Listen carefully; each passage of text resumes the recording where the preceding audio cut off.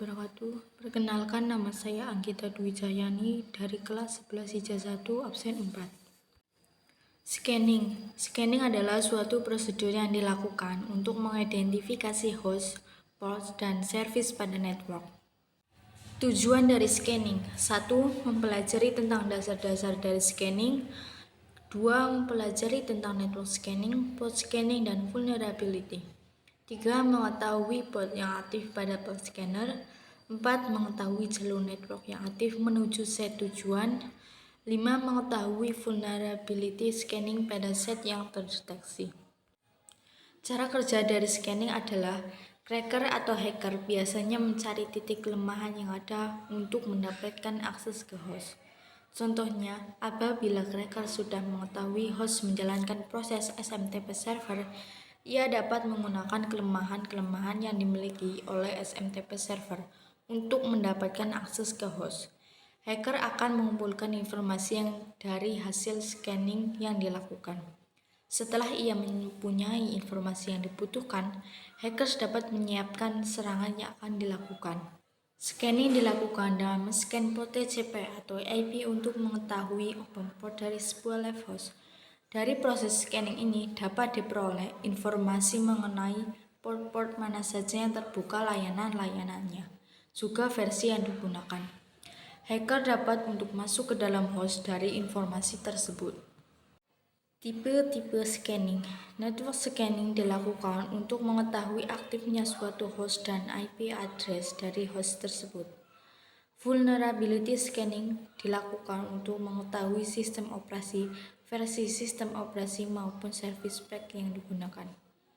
Port scanning dilakukan untuk mengetahui service apa yang dilakukan oleh target berdasarkan will know port. Network scanning, server tugasnya adalah melayani klien dengan menyediakan servis yang dibutuhkan. Server menyediakan servis dengan berbagai macam kemampuan, baik untuk lokal maupun remote. Port sebenarnya suatu alamat pada stek jaringan kernel, sebagai cara di mana transfer layer mengelola koneksi dan melakukan pertukaran data antar komputer. Port yang terbuka mempunyai resiko terkait dengan exploit. Perlu dikelola port mana yang perlu dibuka dan yang ditutup untuk mengurangi resiko terhadap exploit. Port scanning diklasifikasikan sebagai suatu tipe serangan karena kadangkala jika suatu sistem komputer terpengaruh terlalu banyak dengan suatu port scan, seseorang dapat menganggap hal ini bukan sekedar port scan, tapi juga suatu serangan denial of service yang dilakukan berulang kali. Port scanning adalah sebuah aktivitas untuk mendapatkan informasi yang menyeluruh mengenai status port, atau biasanya port TCP pada sebuah host. Dengan port scanning, seseorang dapat mengetahui port-port mana saja yang terbuka pada sebuah host. Beberapa contoh port scanning yaitu Nmap, Superscan, Strobe, dan lain-lain. Cara kerja port scanning. TCP connect scan yang pertama adalah dengan menggunakan metode yang dinamakan TCP three-way handshake. TCP koneksi akan dicoba dilakukan terhadap target dengan mengirimkan SYN paket. Dan apabila port dalam keadaan terbuka, maka target akan mengembalikan SYN atau ACK paket.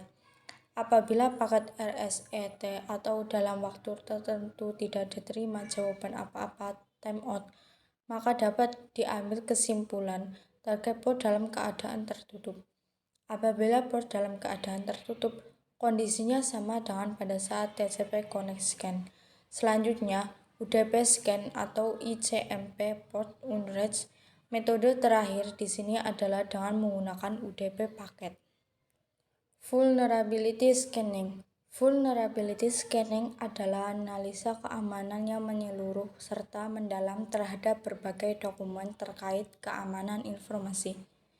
Hasil scanning jaringan, konfigurasi pada sistem, cara pengelolaan, kesadaran keamanan orang-orang yang terlibat, dan keamanan fisik, untuk mengetahui seluruh potensi kelemahan kritis yang ada. IP address dan planning. IP address itu sebenarnya merupakan sebuah alamat yang unik dari sebuah komputer atau alamat unik yang mengidentifikasi sebuah perangkat. Definisi planning merupakan sebuah titik virtual di mana koneksi internet dimulai dan diakhiri. Ketika kita ingin berbicara atau berkomunikasi antara satu perangkat dengan perangkat lain, perlu adanya sebuah titik atau koneksi virtual yang disebut dengan port.